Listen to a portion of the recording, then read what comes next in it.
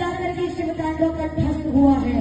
ये बहुत बड़ी भोलेनाथ की कृपा है कि आप आज इसको सुन रहे हैं। अपने दोनों हाथ उठाइएगा, भोलेनाथ के लिए कहिएगा नमः पार्वती प्रेम।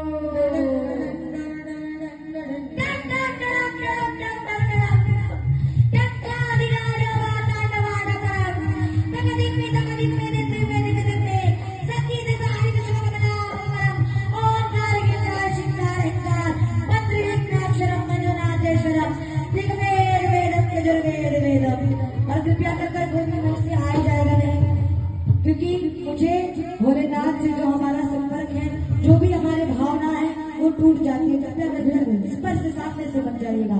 आइए प्रेमियों, दोनों हाथ उठाइएगा सर के ऊपर अगर आप भोलेनाथ से महाकाल से प्यार करते हैं, क्योंकि कहते हैं अकाल मृत्यु को मरे जो काम करे चांडाल का, और बाप भी उसका क्या बिगाड़े जो भक्त हो